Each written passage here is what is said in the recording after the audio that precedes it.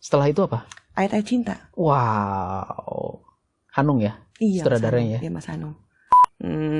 Yang jelas produsernya ngubungin aku kan. Mas Hanung mau kerja sama aku.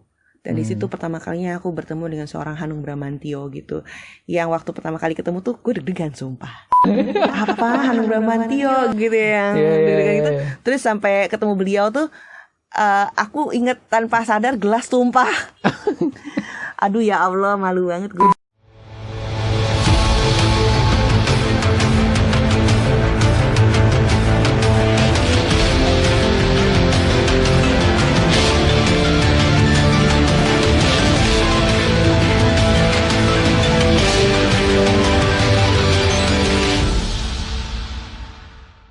Kamu udah subscribe belum? Kalau yang belum, subscribe dulu ya. Bentar lagi sampai like-nya mana. Oke, ceritanya yuk kita semua. Halo gengs. Sekarang lagi sama Mbak Tias Subiakto. Ini namanya tepuk silent. Nggak ada suara. Mbak Tias Subiakto. Mbak, film pertama yang digarap apa? Pertama kali itu tahun 2007. Film pertama aku Sang Dewi judulnya. Sutradaranya Mas Dwi Ilalang, yang juga pada waktu itu merupakan film pertamanya dia. Yang beliau memang berawal dari offline editor. Offline editor? Iya. Apa tuh? Offline editor itu kalau ini misalnya gini nih Mas, kan syuting. Abis syuting itu kan ada beberapa video-video yang memang harus disusun kan. Nah itu kita menyusunnya di editing. Kalau menyusun dari beberapa shot-shot itu untuk menjadi satu cerita utuh, itu namanya offline. Nah namanya offline editor gitu. Kok bisa dapat film pertama itu, ceritanya gimana tuh? Memang berawal dari waktu aku mencoba untuk mandiri kan. Selama ini kan aku waktu itu bekerja sama Pak Bi sebagai jingle maker. Kemudian di hotline itu ya? Di hotline itu. Nah waktu itu tahun 2005 aku resign dari hotline? Dari hotline. Dari perusahaan bapaknya sendiri. Terus mencoba untuk mandiri. Jadi maksudnya untuk 2005. bikin studio ya dengan kemampuan semaksimal pada waktu itu. Kemudian Ntar di hotline-nya berapa lama dulu? Dari tahun 97 sampai 2005. Oh, 8 tahun. Lama ya? Lama ya. Sebagai jingle maker ya? Sebagai jingle maker. Sebenarnya nggak cuma sebagai jingle maker, tapi juga sebagai konduktor, jadi memang beberapa macam kegiatan di sana. Jadi ada yang bikin musik iklan, kemudian ada event-event yang suka diselenggarakan gitu. Karena kan di hotline sendiri pada waktu itu memang ada bagian IO-nya gitu, atau brand activator gitu. Berarti proses jadi komposer musik, ya kan? Komposer musik ya istilahnya ya. Itu berarti di iklan dong? Betul. Ya, jadi sebelum di film berarti di iklan dulu. Betul. Iklan apa tuh? Iklan pertama waktu itu aku ngerjain musik pitching untuk Ciki. Ciki itu produknya Indofood. Nggak apa-apa kan nyebut merek ya? Nggak apa-apa. Ini yang nonton cuma 96 subscriber. Alright. Baiklah. Abis itu dia dengan beberapa jingle-jingle yang lain membantu hotline pada waktu itu ya. Mungkin yang lain tahu ya, hotline pernah megang McDonald's, pernah megang Extra Joss, pernah megang Indomie dan lain sebagainya yang memang sudah well known di masyarakat gitu. Jadi saya membantu untuk membuat musik iklannya, atau biasanya sebenarnya nggak cuma jingle doang sih musik iklan, tapi juga ada scoring namanya. Jadi bisa dibalik. Misalnya kalau jingle itu berawal dari musik dulu. Tapi kalau belum ada scoring, gambar visualnya. Belum ada gambar visualnya. Abis itu baru ada gambar visualnya. Tapi kalau untuk TV scoring, jadi film scoring. Film scoring, bukan film scoring sih. Jadi istilahnya tuh TVC scoring. Oke. Tetap dengan durasi 60, 30, 15, 5 gitu. Detik ya? Detik. Filmnya jadi dulu, TVC-nya jadi dulu, abis itu baru diisiin musik. Gitu. Sesuai dengan alur cerita yang mau komunikasikan kepada calon community gitu. Gitu, jadi ada dua jenis. Lebih mudah mana? Ada gambar dulu apa bikin musik dulu? Tantangannya sih beda-beda. Kalau jingle itu tantangannya bagaimana caranya untuk bisa menembus subconscious ya. Dan kalau untuk TV scoring, bagaimana caranya kita memberikan edit value untuk gambar itu sesuai dengan keterangan itu. Biasanya bentuknya underscore sih, gitu. Berarti iklan pertama dulu si Ciki itu.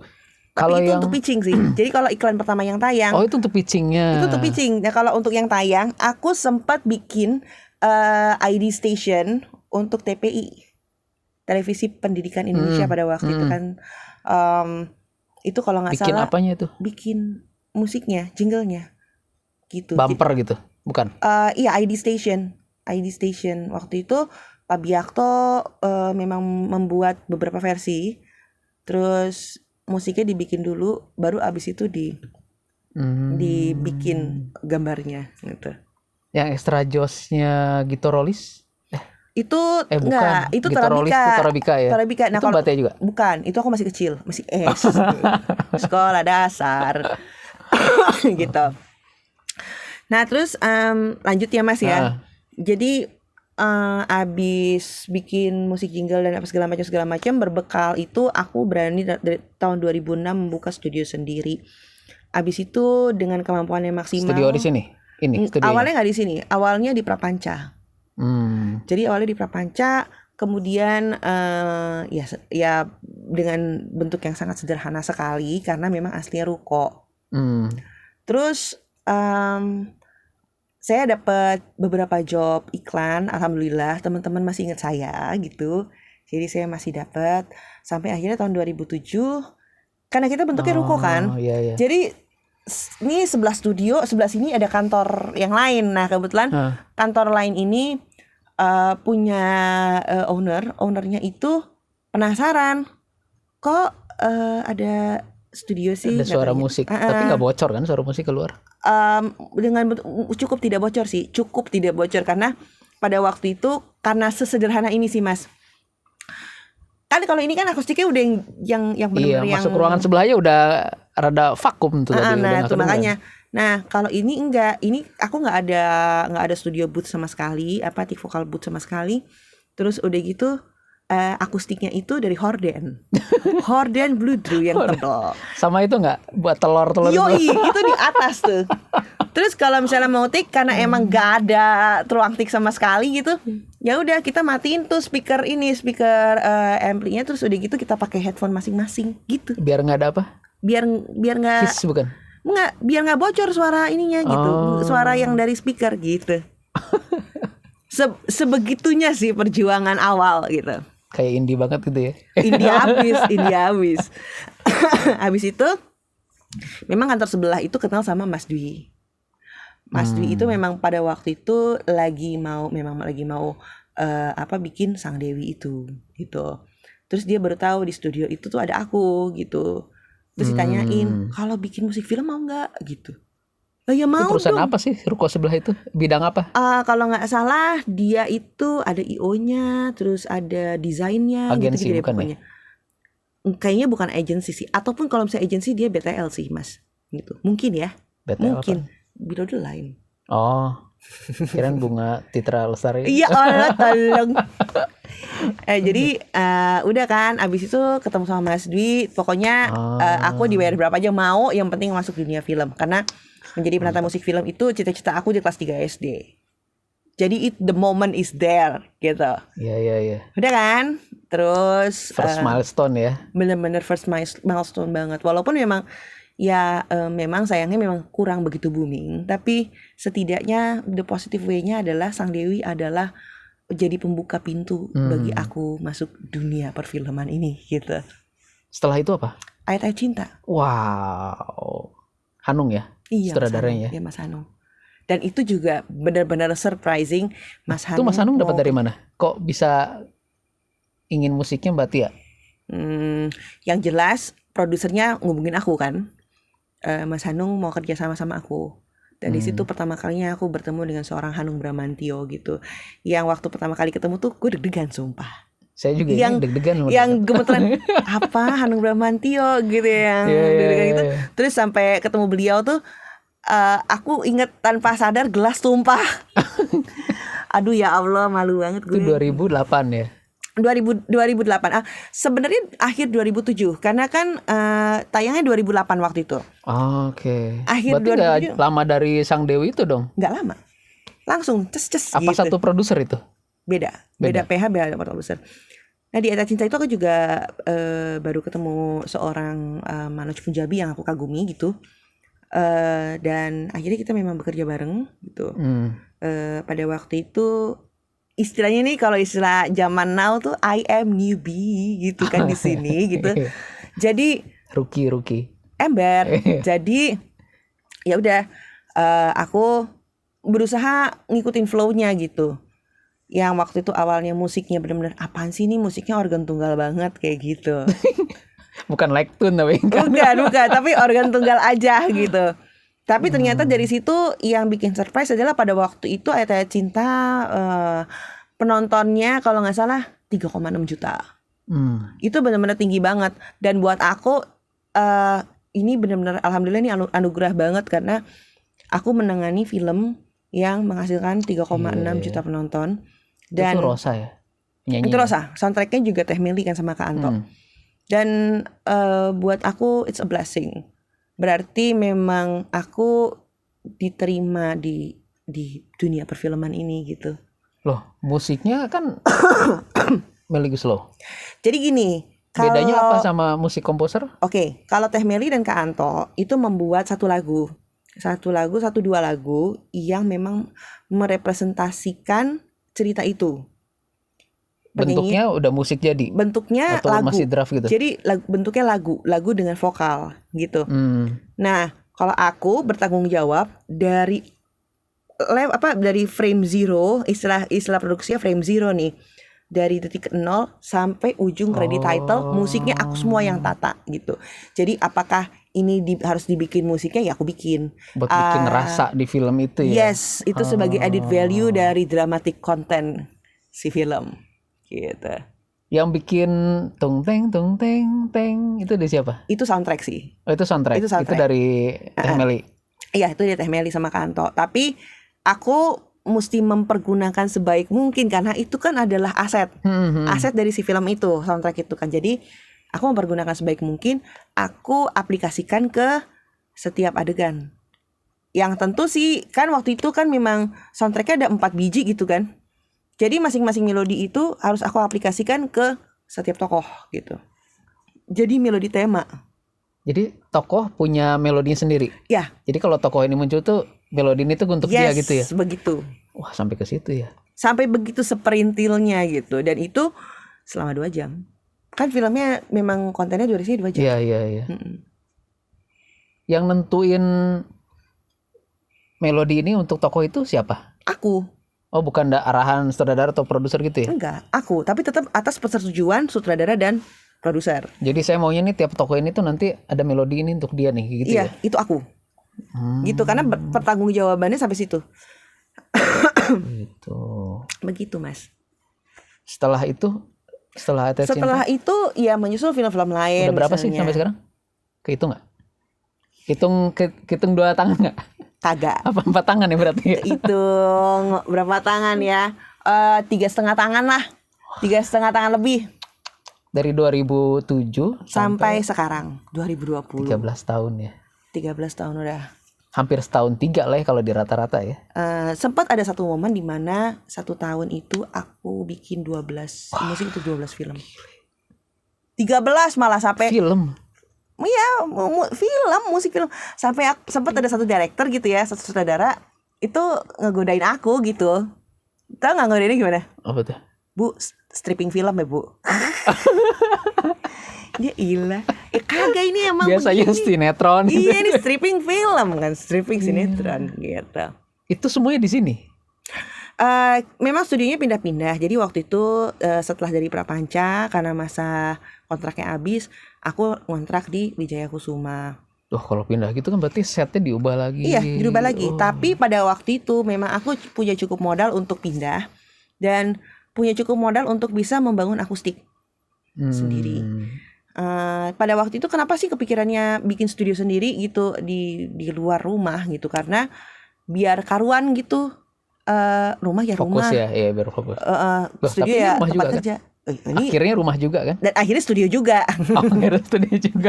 Soalnya rumahnya pindah gitu. Iya. Jadi pada waktu itu di Wijaya Kusuma itu udah punya kekuatan. Nah pas waktu pindah ke Wijaya Kusuma itu aku lagi mengerjakan film Perempuan Berkalung Sorban. Hanung juga. Hanung juga.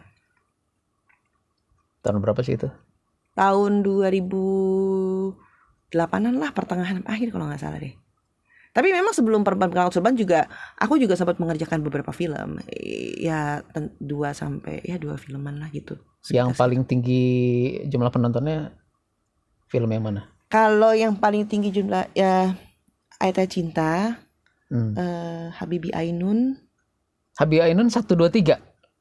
Habibie Ainun, kalau aku ngerjain musiknya 1, 2, 3, tapi jumlah penontonnya itu paling banyak memang di Habibie Ainun yang pertama, which is kalau saya nggak salah tuh 4,5 juta. Tapi sekarang kan dan peta semuanya perfilman Hanung ya itu ya? Hanung. Tapi memang semua kan peta perfilmannya udah memang ya biasanya kan dinamis kan. Jadi jumlah penonton dari film dari director yang berbeda itu pasti menghasilkan jumlah penonton masing-masing yang berbeda juga gitu. Mungkin rekor tertingginya sekarang dipegang oleh director dan PH yang lain yang bukan langganan aku lah gitu di pokoknya. Berarti Mbak Tia ini udah langganannya Mas Hanung ya? Wah.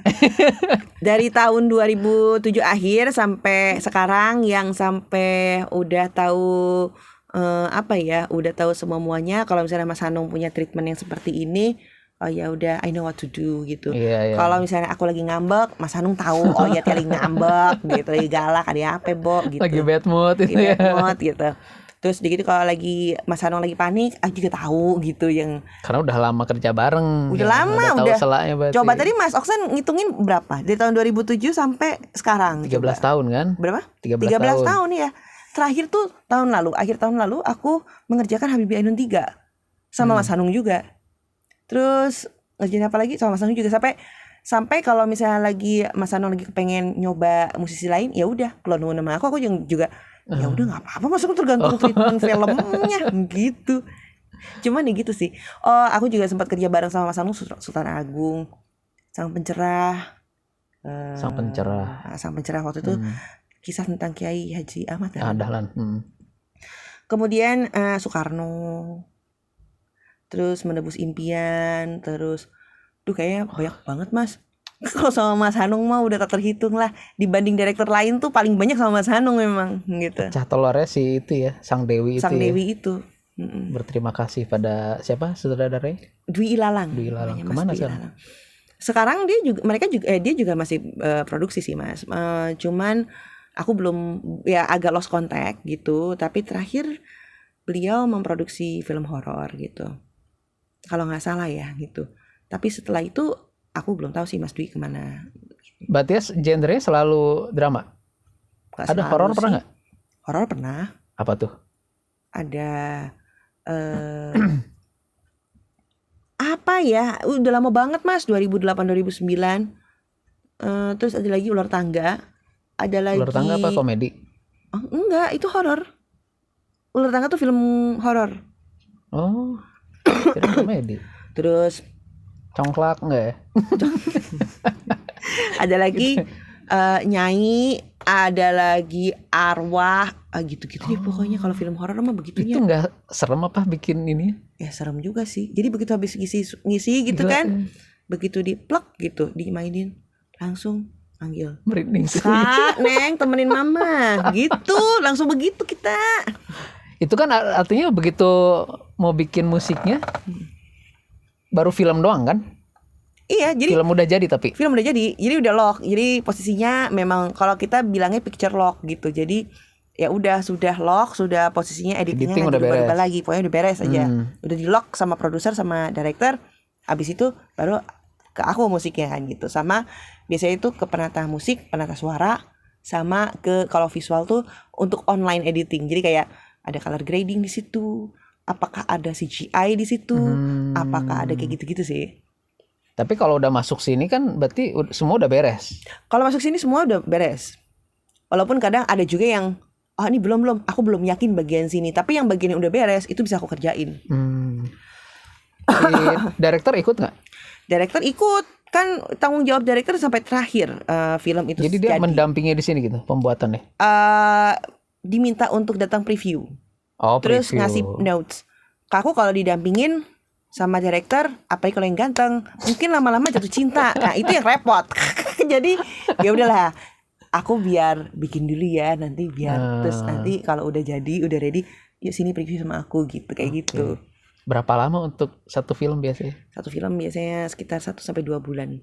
Waktu kemarin Habibie Ainun 3 itu 3 bulan karena memang kita ada live recording untuk string section di Moskow. Itu di aku makainya Moscow Studio Symphony Orchestra.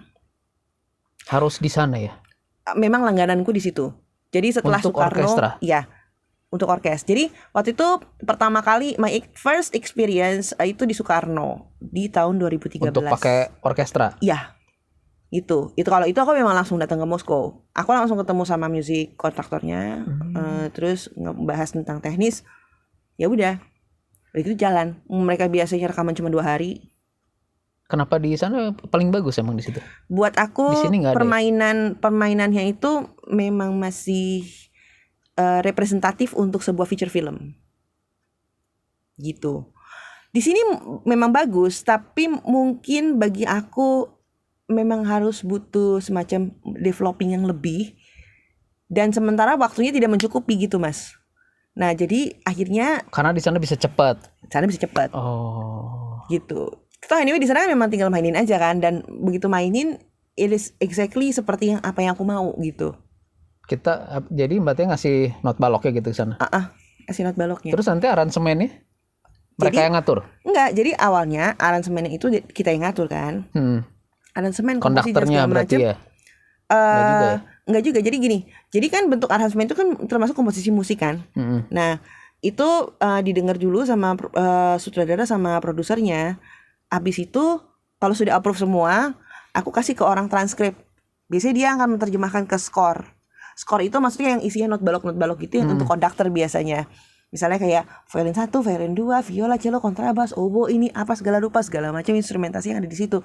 Habis itu baru dikirim ke Moskow, dicetak-cetakin. Nanti itu tuh dipisah lagi tuh. Jadi yang pemain ini violin 1, part buat gitu ya? part buat violin 2 gitu-gitu. Baru dimainin. Waktu Habibie Ainun aku memang tidak sempat berangkat. Jadi kita melakukan remote live recording. Mereka record, aku nonton dari Jakarta. Live. Dan aku bisa merevisi. Ini mainnya nggak begini. Ini kayaknya ada salah tulis dikit. It's supposed to be D, it's supposed to be E, it's supposed to be B, atau it's supposed to be G flat atau G sharp gitu kayak gitu. Dari dengerin mereka main itu? Iya. Kan pasti kan kita yang sebagai yang bikin, yang kayak Mas bilang ada aransemen dan segala macam itu kan dari kita semua kan. Jadi otomatis kita tahu jatuh dari nadanya itu seperti apa. Gitu. Emang sekelas mereka ada yang meleset nadanya gitu? Human. Kedengeran ya? Tapi melesetnya tidak terlalu jauh. Atau kalau misalnya mungkin transkripnya ada salah, terus kan transkrip penulis transkrip juga manusia ya Mas ya. Kadang-kadang ada salahnya gitu ya. Nah jadi ditulis, begitu ditulis tiba-tiba musiknya ini gis gitu, tapi ternyata tanda palangnya nggak ada gitu. Berarti kan jatuhnya G. Itu aja nadanya udah beda sendiri, turun setengah jadinya. Dan mereka kan baca dari sini kan sebenarnya. Mereka baca, tapi tetap kontrol under kita gitu. Setelah recording, hasil recordingnya itu dibawa lagi ke Jakarta. Sekarang karena teknologi udah maju banget dan udahlah pokoknya digital di mana-mana kali ya Mas ya gitu. Termasuk kita kan sekarang kan digital banget dong nih gitu. Jadi ya hasil rekamannya dibawa lewat entahlah itu server yang dipercaya gitu. Dan confidential untuk aku mixing di sini gitu. Gitulah. Itu modalnya Mbak Tia keyboardnya di belakang ini untuk bikin semua aransemen musik ini gitu. Jadi ini keyboard kesayangan. Ini dari tahun berapa nih? Ini sih sebenarnya dari 2 tahun yang lalu sih aku belinya. Aku tuh dulu tuh punya yang ini namanya complete control gitu. Jadi ini complete Bukan Lectun ya ini. bukan Jauh. ini complete control Mark 2. Mark 2. Jadi ada Mark 1. Jadi kayak kalau ada kamera yang ada Mark 1, Mark 2, ini juga ada. Waktu itu aku punya Mark 1-nya, terus ada Mark 2 gitu. Bedanya Bedanya ini sih lebih untuk ke audio post atau untuk recording purpose. Kalau yang Mark 1 tuh lebih ke performing gitu kayak gitu. Nah, ini memang ya ini salah satu andalan aku. salah duanya Ada di komputer ini, ada di harddisk ini. Jadi harddisk yang satu isinya data semua. Kalau datanya hilang, ya Allah, amin zaman bayi jangan sampai ya gitu. Terus udah gitu kalau yang ini isinya suara semua, jadi sampling. Which is sebenarnya semua musisi di seluruh dunia melakukan itu. punya sampling suara semua. dan memang, itu kan beli. Dan memang ada yang memproduksi itu. Nah, jadi sampling yang aku pakai itu memang misalnya kayak orkes gitu, suara orkesnya memang basicnya Michael Patty yang bikin gitu.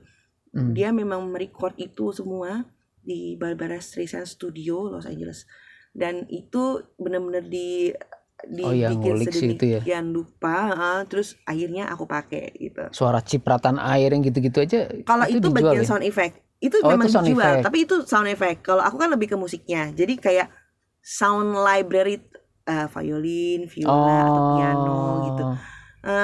Piano yang aku pakai juga yang memang dibikinnya memang yang dengan brand Hans Zimmer piano gitu.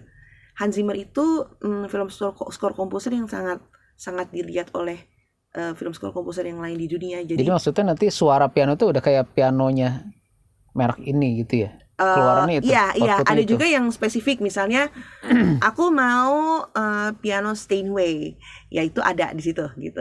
Jadi aku mau pianonya upright, ya ada di situ gitu. Jadi semua sound itu memang, dan itu memang jadi senjata ampuh untuk para composers sekarang. Nah, memang teknik yang aku pakai adalah digital orchestration. Jadi bentuk orkestrasi tapi secara digital soundnya. Kalau secara analog kan memang aku mesti bikin melodi dulu gitu di buku garis 5. Misalnya kayak buku garis 5 yang kayak gini nih. Mungkin ini juga udah langka. Buku ini ya? Iya, buku not balok. Not balok. Ini bukan buat tulis sambung ya? bukan ini kayak tuh ada balok. Ada not balok banget gitu. Well, which is ini jadi harta karun aku sih. Maksudnya kayak ini kalau misalnya tiba-tiba aku dipanggil, tiketnya sudah masuk pintu teater surga gitu misalnya ya. Ini udah bisa jadi kenang-kenangan lah untuk yang hidup gitu.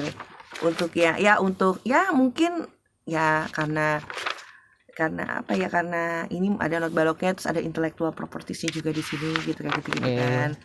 Terus ini waktu itu lagu Warrior aku bikin ini untuk Mary Riana, Miss Mary Riana. Terus yang bikin liriknya aku berdua sama Pak B. Sama Miss Mary juga. Jadi kita bertiga liriknya gitu. Terus biar percaya Mas, ini not balok. Bikin dulu atau kesini dulu? Bikin ini dulu. Wah, gile. Bikin ini dulu.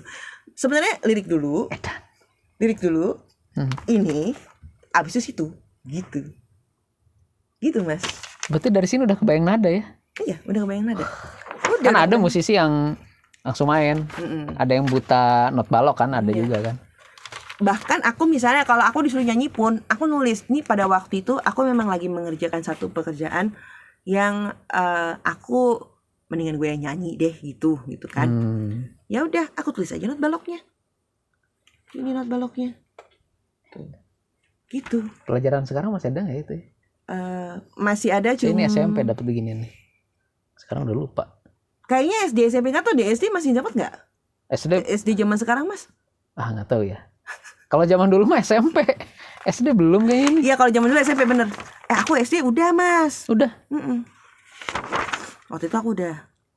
Nah nih. Sampai melengkung-melengkungnya gini.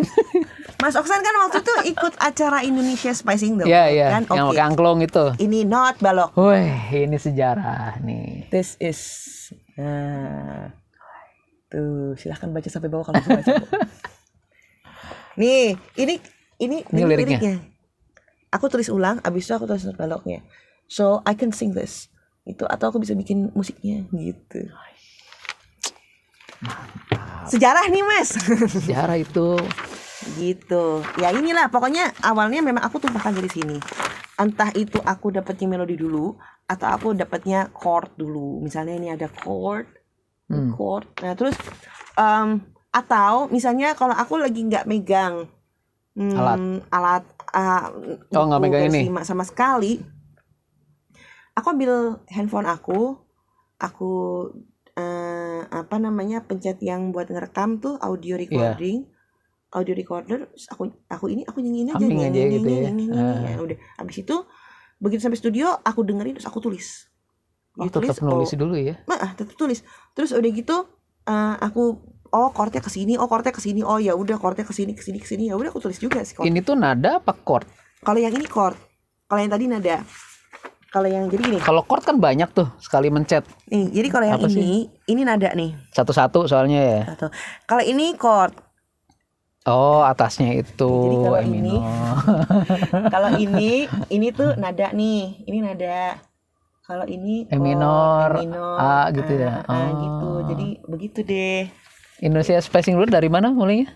Dari kini saatnya itu kan ini. Iya. Indonesia membumbui dunia gitu. Ini kalau pakai angklung jangan pegang angklung yang E. Jangan yang E ya. Yang itu cuma sekali doang. Oke. Saya dapat yang E dulu soalnya. Oh. Ya sekali doang. Oh iya. Yang C yang banyak kan? Jadi kagak bisa milih angklung juga ya. Angklung kan ngambil. Ya yang E sekali doang. Ya, seru. Abis itu ngatin kita nyanyi aja gitu. Oh. Jadi gitu Mas, Iya. proses pembuatannya. Gitu. Ini juga ada. Ini apa ya? Banyak soalnya, jadi aku juga kadang-kadang juga bingung. Pernah sekali, jadi ada satu produknya itu iklan sarung. Terus memang si ownernya itu datangnya tuh dari Medan mau ke Surabaya kalau nggak salah. Jadi dia mampir dulu ke Jakarta untuk meeting sama kita. Memang ada tim produksi yang Owner si sarung ini. ada tim produksi juga yang ikutan meeting. Jadi kayak production itu udah mulai meeting karena ternyata storyboard udah keluar. Gitu. Maunya ke arah sini segala macam, bayangan apa segala macam sini. Sementara si direkturnya lagi ngejelasin, aku nulis not balok. Ya udah. Terus ditanya, Mbak Tia, menurut Mbak Tia gimana sih ininya jinglenya harusnya gitu. Ya udah, akhirnya aku sebut brand juga nih ya sekarang ya. Jadi aku bilang, gini aja Pak, kan ini kan lirik udah di-approve sama Bapak. Saya udah ketemu melodinya tadi. Begitu pas direkturnya ngomong, oke, melodi kayak gimana? Wadimor sarung khas Indonesia gitu. Semua pasti tahu. Dan itu di bandara Mas aku bikinnya. Di bandara. Liriknya udah ada? Udah ada. Karena dari Mbak Tia juga? Udah di-approve. Dari mereka ya? Kebetulan temanku yang bikin liriknya. Namanya Mas Atan Hardilas gitu.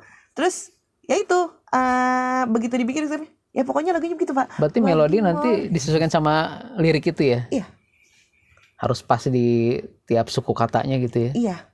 Terus karena aku baru ketemu refnya, terus aku nyanyiin kan di depan kliennya, terus kliennya bilang, itu refnya. Oke Mbak Tia, oke, yuk. Udah langsung ke studio pakai bus damri gitu. Udah terus langsung aja tuk gitu waktu itu. Itu kerja udah merem itu. Tinggal gini. Tahu-tahu Thanos aja. Waduh.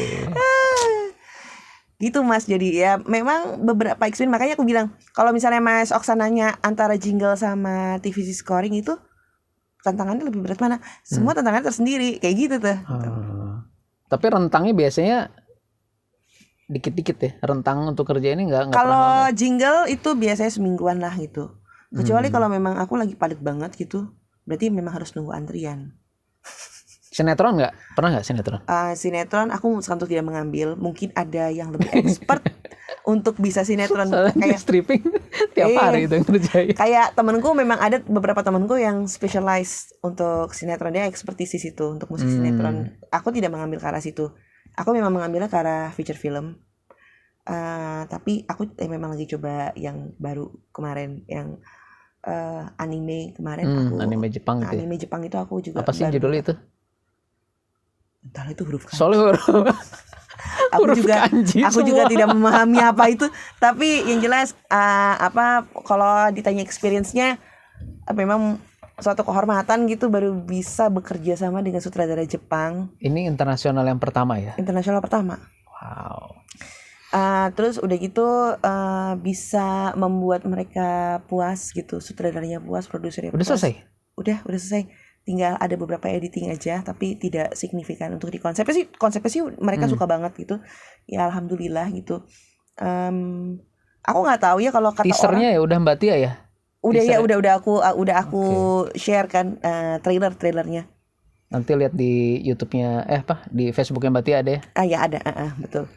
Yang gambarnya dinosaurus itu kan? Iya, nanti aku coba tanyain deh. Nanti kalau tayang untuk internasionalnya, linknya ada apa enggak, nanti bisa aku share juga. Tapi yang jelas experience-nya adalah ternyata setiap karya itu ada apresiasi di balik itu. Kita berkarya bukan cuman untuk sekedar angka, tapi kita berkarya, apalagi kita berkarya yang terbaik dan pakai hati, apresiasi akan timbul di situ. Dan itu yang mesti kita syukuri, alhamdulillah kayak gitu sih Mas. Gitu. Mereka ngasih ini nggak? Kan itu filmnya TV series itu ya, yang di Jepang tuh ya? Dia series ya? Mereka ngasih ini nggak? Ini harus begini, nadanya begini, atau nada sedih, atau terserah? Enggak, itu itu terserah? Enggak, itu aku cuman dikasih tonton doang. Abis itu biasanya secara umum sih bikin cue sheet. Jadi cue sheet itu adalah lembaran, terus ditulis Q1 adegannya apa, instrumentasinya apa, Q2 ini. Nah dari situ kita berangkat gitu.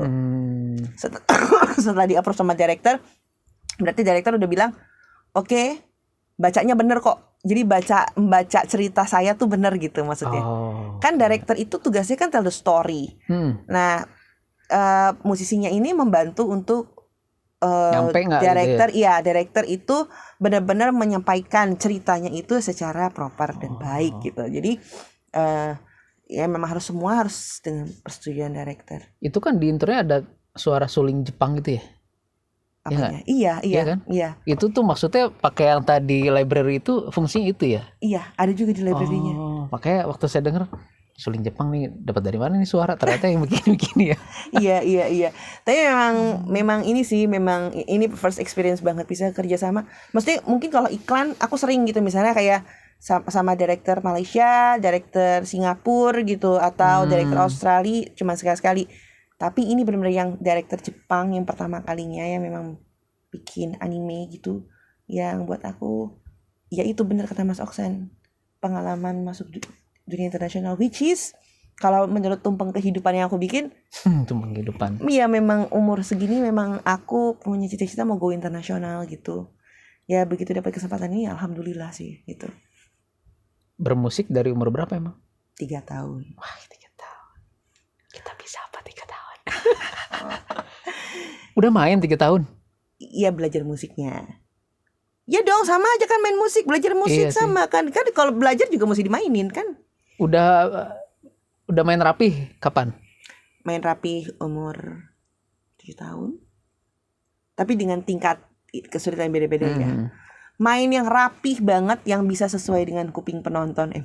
Bukan berarti aku main terus falas terus penonton kagak ada sih. Ada keseletot nada. Namanya juga latihan gitu. Main itu kalau nggak salah aku SMP kelas 1 kelas 2 gitu. Waktu itu barengan sama adik-adikku juga, Dio nama Sati. Awalnya bikin grup namanya Basil B, abis itu berubah jadi TNT Explosion. Kita mainnya tuh jazz fusion Latin. Sama gitu. Mas Dion. Iya sama Mas Dion. Dia kan ngebuk drama ya begitu lah gitu kan. Sama Sati main keyboard. Kemarin dia main Java Jazz ya kalau nggak salah. Java Jazz apa Java Jazz sih dia baru main kemarin. Iya.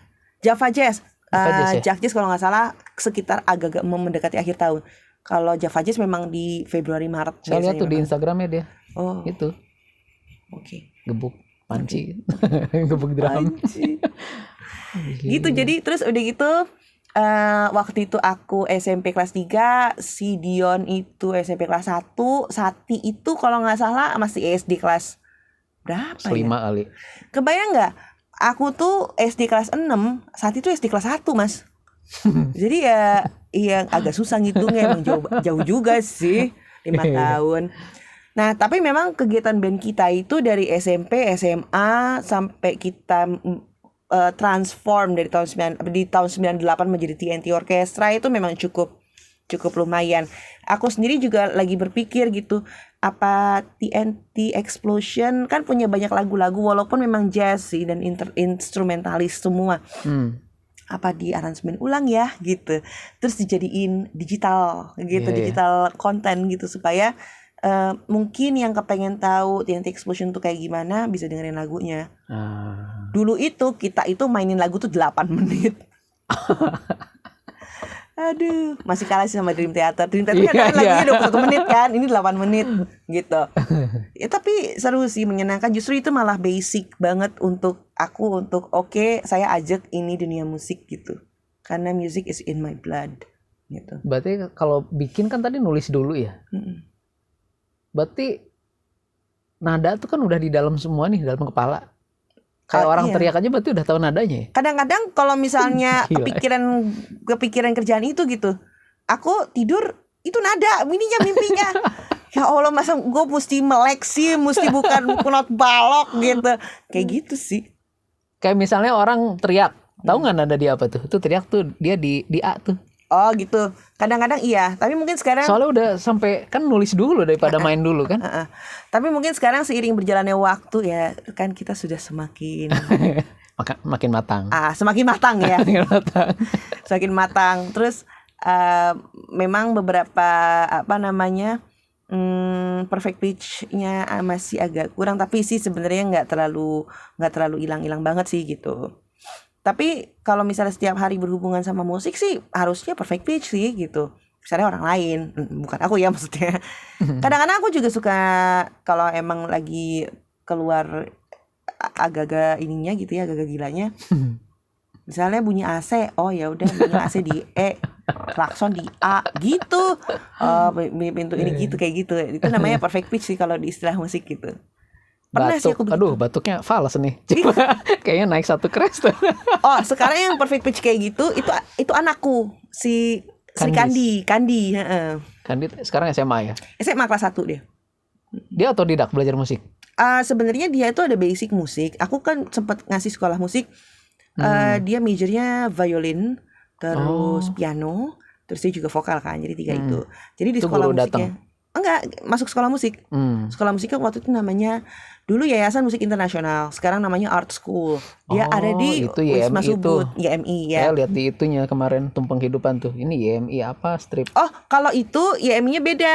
Aku waktu umur 3 tahun itu jadi aku belajarnya di Yamaha Musik Indonesia gitu.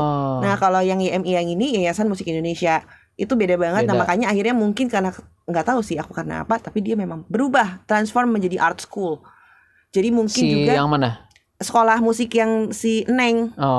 Nah mungkin karena Art School itu sekarang nggak cuman musik aja, tapi juga dia juga mereka juga diajarin teater juga dan lain-lain. Tadinya hanya musik. Iya, tadinya hanya musik. Nah terus Neng waktu pas itu belajar di sekolah musik itu kalau konser tuh 3 kali majunya. Latihan atau maju ke depan. Tampil. Kan tampilnya tuh 3 kali. Piano sendiri, vokal sendiri, string sendiri. Kadang-kadang mereka dia main section sama teman-temannya kayak gitu. Nah terus si Neng tuh karena udah mulai SMP, waktu itu SMP kelas 3 udah mesti belajar yang benar-benar belajar untuk ngadepin. Sekarang namanya UN ya, kan kalau dulu kita Eptanas ya. Ya Allah, ketahuan banget angkatannya. Eptanas. Nah terus karena si Neng mesti UN, jadi akhirnya dia bilang oke, Mam, aku mau konsentrasi belajar, aku mau stop dulu bermusiknya.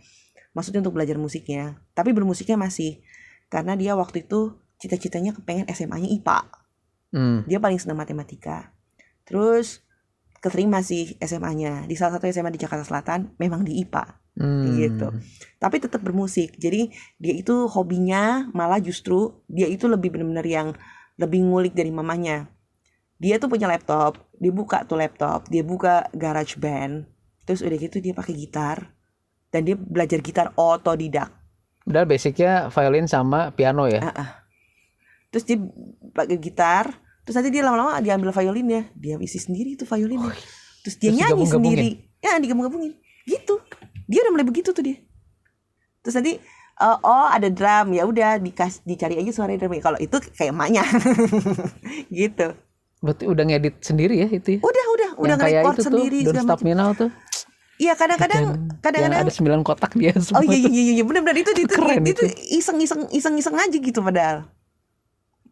Oh iya Mas Aksan Iya, saya lihat lihat ya. itu. Oh iya benar. Yang dia semua yang ngisi 9 kotak Don't Stop Me Now.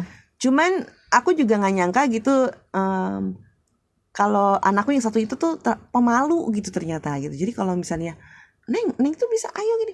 Oh, enggak ama aku nggak mau gitu kayak gitu. Tapi nggak apa-apa lah, itu kan emang perkembangan Kita kan pemalu semua. Yakin. Pemaku dan pemalu. Gitu, jadi ya lebih begitu sih Mas. Anakku sih yang perfect pitch, mungkin karena ya itu dia juga masih lebih ngulik. Kadang-kadang kalau misalnya dia mau bikin konten yang ala-ala dia gitu, dia suka ngumpet di ruang take gitu. Pinjam ruang take kan, nggak ada rekaman kan, nggak ada, mama cuma bikin musik doang. Ya udah dia ini langsung tutup pintunya. Terus kalau misalnya aku Neng bikin apa Neng, langsung diumpetin. Tahu-tahu gitu, muncul di Instagram ya. Iya. Lah sini yang bikin gini. Gitu. Wah, Gitu gila. sih Mas. Kalau musik scoring kan ada instrumen lain selain ini kan? Misalnya gitar gitu-gitu. Itu di sini juga Iya. bikin ya? Di sini, tapi kalau aku biasanya tuh untuk yang solo-solo misalnya, aku harus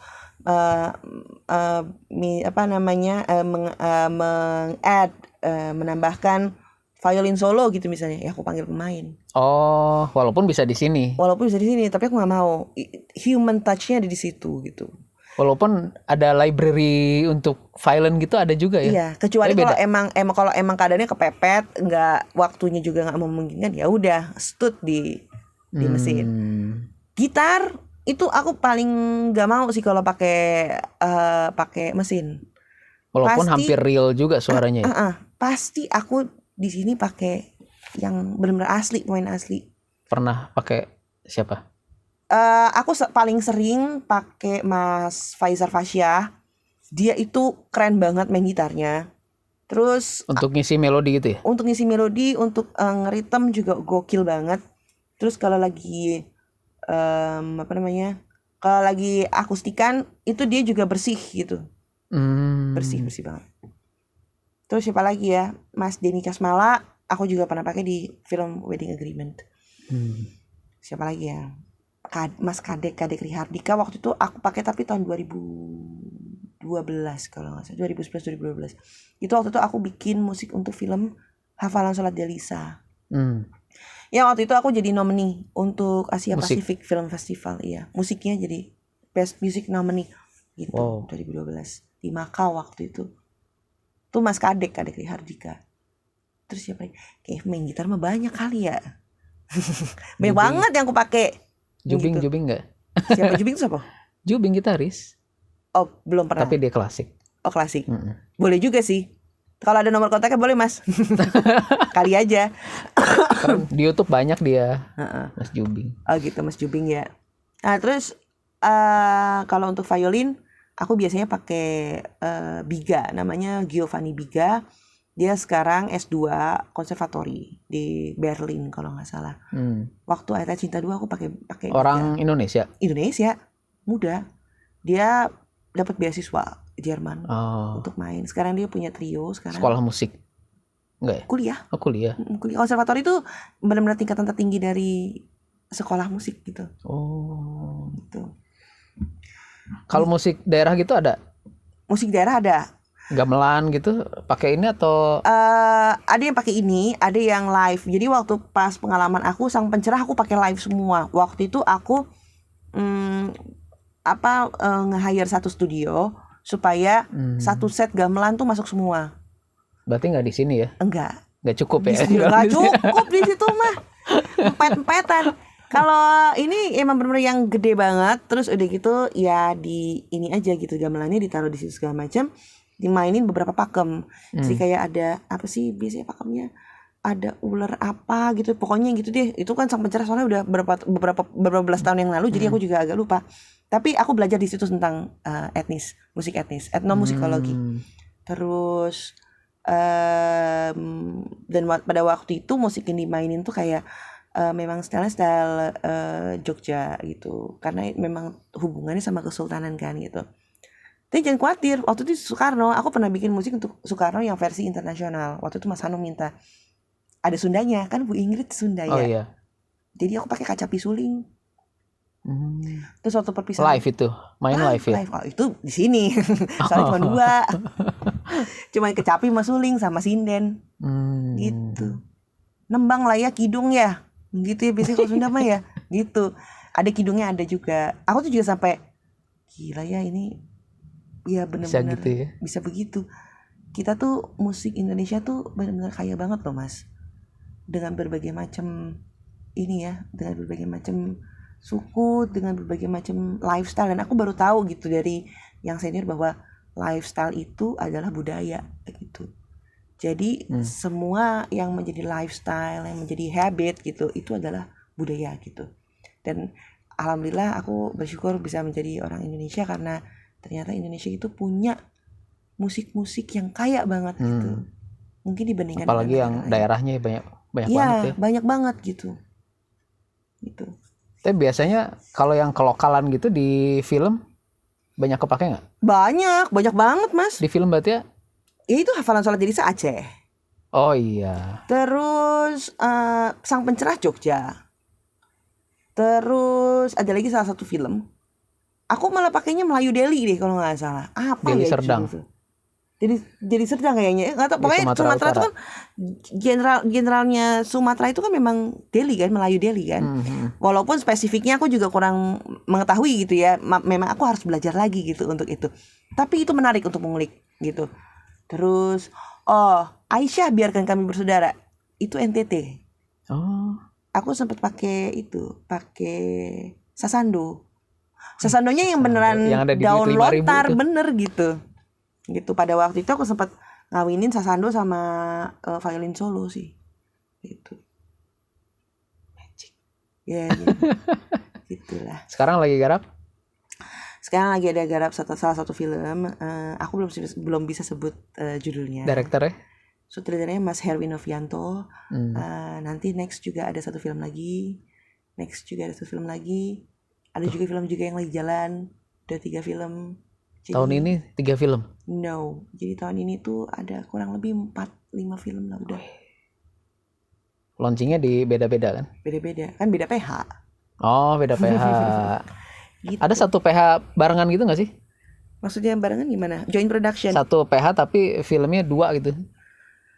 Kan ini ada. PH beda-beda. Ada.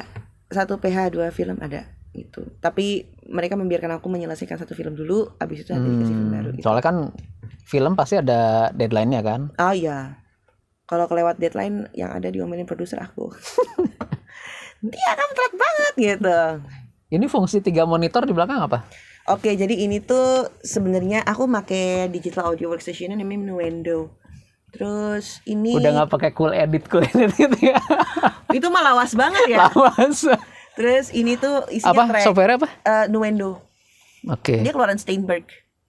Nah, ini tuh tracknya, ini mixernya, itu biasanya sih gambar gitu Filmnya ya, di situ. Tapi karena masih confidential semua materinya, jadi aku belum bisa. Yang udah jadi gitu. Aku nggak bisa kasih lihat karena confidential sesuai sama Nanti kontrak. saya mau offline aja. Gitu, Oke. Jadi ya inilah keseharian aku ya di sini aja gitu. Ini nyambung kan? Mana Oh, nyambung? iya, nyambung kan? Ke atas pun juga nyambung. Jadi emang dibikin kayak nyambung gitu. Oke. Extend ya. Extend ya. Gile. Gitu sih. Jadi di studio ini biasanya menyendiri gitu kalau ngerjain. Iya, menyendiri. Kadang-kadang juga nginep, tuh ada bantal. Jadi kalau misalnya aku tiba-tiba udahlah di jam 1, jam 2 gitu. Dan ternyata aku memang ya nggak berani juga pulang malam-malam banget gitu. Jadi mendingan aku nginep.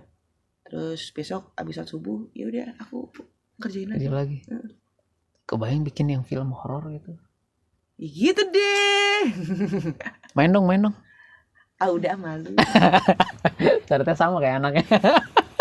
Malu Ntar aja Mas Oksan, kan pasti harus ada yang berikutnya kan. Nanti dia berikutnya. Oh iya. Konten iya, berikutnya iya. pasti Tapi kita nyala full nggak? main. Belum nyala sih. Kebetulan memang lagi bersiap-siap untuk Oke. bekerja. Tapi kok itu ada di situ? Oh ya, kalau ini dipencet, memang ada sinyal MIDI yang ada di situ gitu. Tapi nggak keluar suara. Belum keluar suara karena memang aku belum bikin MIDI track yang isinya tentang VST instrumen gitu. Rahasia perusahaan gitu. Coba lah ini deh. Habibah Ainun. Nggak mau Aku malu, sumpah. Oke, unyil deh, unyil. Nanti aja next konten tuh kita ngebahas tentang gimana sih cara aku bikin musik sebenarnya. Nah, itu kan nanti kan kita konten lagi next, Bikin kelas gitu. juga kan? Aku kemarin? bikin kelas juga kemarin. Film Score Camp namanya. Udah 2 kali. Isinya apa? Isinya Keluaran di sana bisa bikin musik buat film gitu. Ada satu orang yang akhirnya sudah bikin musik film. Yang kemarin di Facebook ya? Iya, Yang itu ya? iya. Nah, jadi program itu tuh selama 7 hari. Oh, 7 hari tuh. 7 hari. Dan semuanya harus punya basic musik. Harus bisa main nggak? Ada yang harus bisa main, ada yang harus ada yang nggak harus juga sih. Tapi misalnya kayak bisa dia emang songwriting gitu, memang seneng Kayak Temeli kan nggak bisa melodi main alat gitu. sebenarnya. Iya, Ya kan? tapi kan Temeli seneng nulis melodi sama lirik. Nah, jadi oke. itu yang menjadi bekal. Nah, aku tuh memang bikin bersama waktu itu workshop yang kedua yang memang lebih perfect gitu, karena aku Yang bisa kemarin menghadirkan ya? semua narasumber. Yang di Semarang, Solo. Yang di Semarang. Jadi hari pertama aku membuka dengan pengantar musik film, kemudian ada satu orang komposer muda lulusan China konservatori, namanya Kenny Febrian Sugianto. Beliau membawakan beberapa macam teori musik, dan kemudian di hari kedua ada satu director, Mas Agil Syahriar, which is my husband. Dia membawakan Boim Lupus zaman dulu. Yoi. Atau Amir. Kayak Gen Z nggak ada yang tahu. Oh iya. Gen Z nggak ada yang Bener-bener. tahu. Nah, dia membawakan pengantar tentang film dan juga tentang productionnya seperti apa. Abis itu dia yang memberikan assignment. Jadi dia punya film, terus disuruh isiin tuh ngerjain ke peserta musiknya gitu ya. Lucu sih, satu film bisa isinya beda-beda gitu. Kan bisa interpretasi beda-beda kan? Iya, interpretasinya beda-beda banget. Dan emang beneran masuk sana aja kayak semuanya tuh begitu pas Mas nonton gitu, dari tim 1 sampai tim 4 itu beda semuanya. Dan aku yang langsung, oh ternyata anak-anak ini mengerti gitu, peserta ini mengerti gitu. Sampai kemarin sempat ada satu soundtrack yang aku tuh nggak nyangka, padahal itu filmnya memang film materi untuk ini ya, materi untuk workshop gitu namanya juga. Dibikinin soundtrack beneran, diproduksi itu soundtrack, dan soundtracknya emang bagus. Terus apa namanya ini katanya untuk juga khusus untuk berarti untuk hadiah ulang tahun katanya. Ya alhamdulillah sih gitu. Dan terharu sih, maksudnya kayak oh ternyata peserta film Score Camp yang kemarin itu mempergunakan apa yang kita kasih dengan sebaik-baiknya, itu yang menjadi kepuasan tersendiri sih Mas gitu. Dan aku juga berharap untuk kesempatan lain kita dan tim gitu bisa berbagi juga di workshop batch ketiga kalau ada kesempatannya. Belum tahu.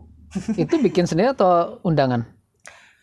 Itu sama orang lain gitu. Waktu yang batch pertama itu bikin sendiri. Kebetulan foundernya adalah aku sama Pak Indra Budiwarman sebagai pemilik dari SMI BSD. Kita bikin workshop itu namanya Film Score Camp 7 hari. Kebetulan beliau juga punya studio, jadi memang dimanfaatkan untuk praktik para peserta. Kemudian yang batch kedua yang di Semarang itu memang undangan. Itu undangan. Dan 2 workshop itu emang 7 hari. Emang selalu 7 hari. 7 hari. Selalu 7 hari. Tidak lama juga. Jadi kalau misalnya yang memang ingin mengadakan kerjasama untuk workshop ini dari institusi manapun bisa kok gitu, bisa. Kita akan ngajarin. Yang penting bagaimana caranya. Kurikulumnya sama. Yang penting bagaimana caranya kita mengajak peserta untuk merasakan first experience sebagai penonton musik film gitu sih. Modalnya nggak harus bisa instrumen juga ya? Modalnya bisa misalnya Requirement basic lah. Oke, misalnya bisa musik, bisa bisa main musik etnik gitu, itu nggak apa-apa, itu masih oke. Memang mesti bisa main, Emang harus bisa main alat harus berarti. main, tapi nggak harus jago banget sih gitu. Maksudnya yang penting udah mengerti melodi, harmoni gitu-gitu deh. Karena nanti bikinnya digital. Oh, pakai keyboard gitu dong berarti. Pakai studio. Jadi waktu pas di Semarang tuh kita disediakan 2 studio sih memang. Kalau Jadi dia dua kelompok bisa simultan langsung ngerjain. kalau dia nggak bisa keyboard, Nanti bikinnya bisanya kan tim. gitar gitu. Ya nggak apa-apa, tim. nanti ini tim. Jadi nanti tergantung si tim itu sendiri maunya seperti apa gitu. Yang penting sudah bisa merasakan, oh aku udah pernah bikin musik untuk film ini loh gitu. Untuk film pendek ini. Soalnya kalau lihat ini kan atas buat visualnya, kanan kiri mixer gitu kan. Di sini keyboard. Nah, kalau dia basicnya cuma bisa suling bambu gitu. Ya nggak apa-apa, bisa.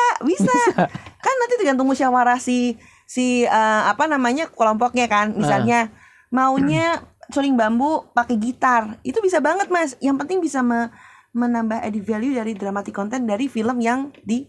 Oh, dan software ini juga diajarin ya untuk composingnya. Oke, walaupun dengan software yang berbeda, tapi DAW-nya prinsip DAW-nya nanti diajarin.